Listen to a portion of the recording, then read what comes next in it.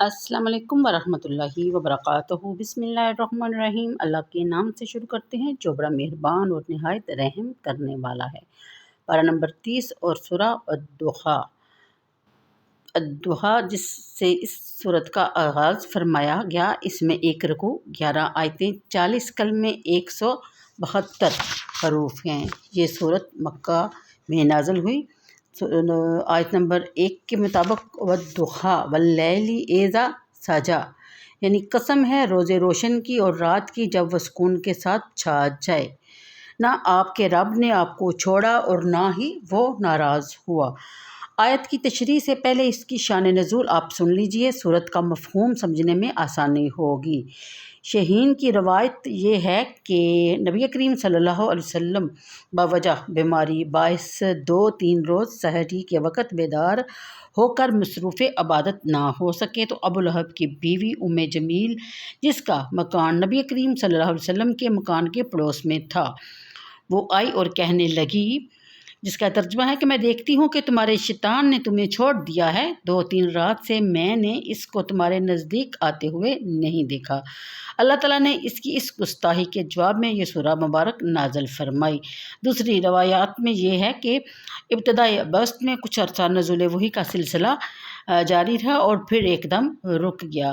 یہ انقطاع 12 یا 15 یا 25 یا 40 دن تک با اختلاف روایات میں برقرار رہا۔ نبی کریم صلی اللہ علیہ وسلم کی طبع مبارکہ پر بہت گراں گزرا۔ وہ کان جو کلام الہی سننے کے عادی ہو چکے تھے، وہ دل جو ارشادات ربانی کا ہوگر ہو چکا تھا، اس کے لیے یہ بندش ناقابل برداشت تھی۔ نیز کفار نے بھی تانا زنی شروع کر دی، نبی کریم صلی اللہ علیہ وسلم کو خدا نے چھوڑ دیا ہے، اللہ تعالیٰ ناراض ہو گیا ہے، اس لیے وحی کا نزول رک گیا ہے، وغیرہ وغیرہ۔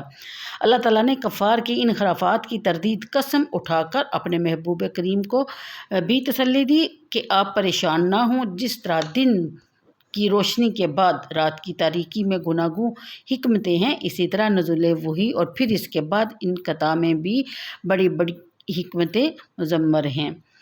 جب سورج پوری آب و تاب سے چاشت کے وقت چمکنے لگتا ہے، اس وقت کو الضحیٰ کہتے ہیں۔ اس کی لغوی تحقیق سورہ شمس میں گزر چکی ہے، لیکن علامہ قرطبی اور کئی دیگر مفسرین نے لکھا ہے کہ الضحیٰ کا لفظ رات کے مقابلہ میں ذکر کیا جائے تو اس وقت اس سے مراد سارا دن ہوتا ہے، جیسے سورہ اعراف میں ہے، آمن اہل القری ان یأتیہم باسنا بایاتا وہم نائمون، آمن اہل القری ان یأتیہم باسنا ضحیٰ وہم یلعبون، جس کا ترجمہ ہے، کیا بستی کے باشندے اس بات سے بے خوف ہو گئے ہیں کہ ان پر ہمارا عذاب رات کے وقت آئے جب وہ سو رہے ہوں؟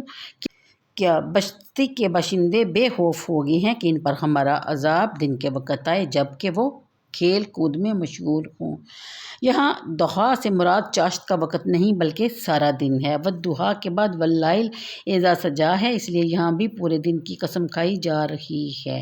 علامہ ابن منظور کی بھی یہی رائے ہے۔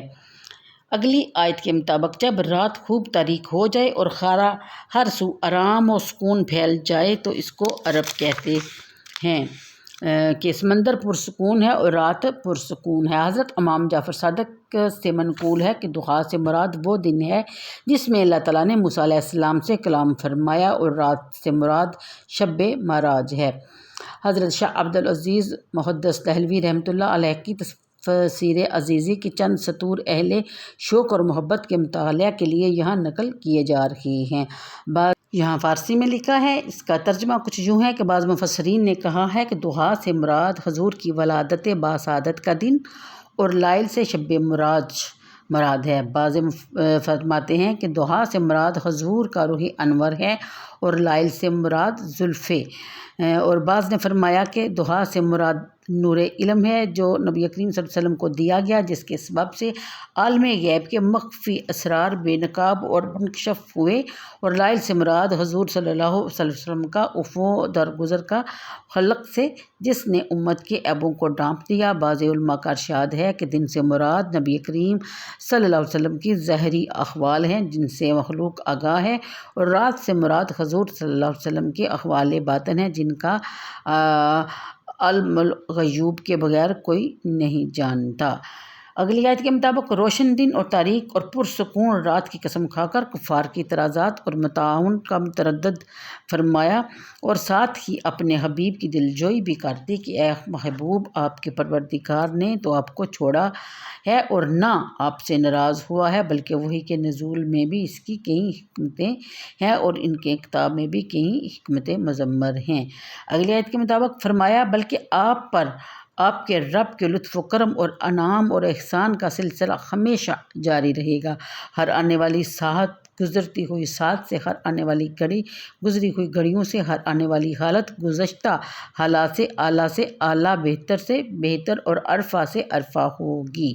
اس ایک جملہ سے کفار کے طعن و تشنیع اور الزام تراشیوں کا سدباب بھی ہو گیا اور اسلام کے درخشاں مستقبل کے بارے میں نوید جاں فضا بھی سنا دی گئی، یعنی عنقریب آپ کا رب آپ کو اتنا عطا فرمائے گا کہ آپ راضی ہو جائیں گے۔ اگلی آیت کے مطابق نبی کریم صلی اللہ علیہ وسلم اسلام کی اشاعت و ترقی کے لیے ہر وقت فکر مند رہا کرتے تھے۔ دین حق کی سربلندی کے لیے حضور نے اپنی تمام قوتیں اور کوششیں مرکوز کر رکھی تھی۔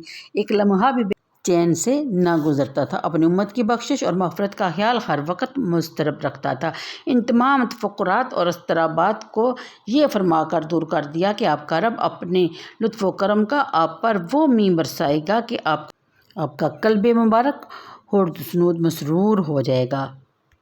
اگلی آیت میں وہ لطف کرم جس سے اللہ تعالیٰ اپنے حبیب مکرم کو نوازنے والا ہے، اس کے ذکر کے بعد اب ان انعامات اور احسانات کو بیان فرمایا جا رہا ہے جن سے آپ کو اس سے پہلے سرفراز کیا جا چکا ہے، تاکہ قلب مبارک کی تسکین اور مسرت کا باعث ہو۔ اس لیے اس جملہ کو الگ مستقلاً ذکر کیا گیا ہے۔ اس آیت میں اس واقعہ کی طرف اشارہ ہے کہ نبی کریم صلی اللہ علیہ وسلم شکمی مادر میں ہی تھے کہ والد ماجد کا سایہ اٹھ گیا۔ پیدا ہوئے تو یتیم تھے، لیکن والدہ ماجدہ نے انتہائی محبت اور پیار سے پروان چڑھایا۔ عمر شریف 6 سال کی ہوئی تو والدہ ماجدہ بھی دارالبقاء کو سداریں تو آپ کی پرورش کی خدمت آپ کے دادا حضرت عبدالمطلب نے سنبھالی۔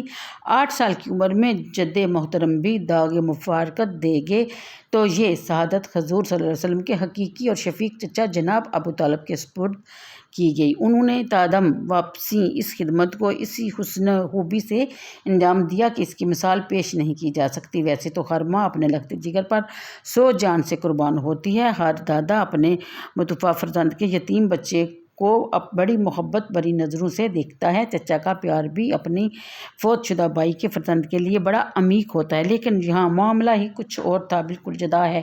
بچپن سے ہی جو علامات اور سعادات و نجابات اور وقتاً فوقتاً ظاہر ہوتی رہی، اس نے ماں، دادا اور چچا کی محبت میں کئی گنا اضافہ کر دیا۔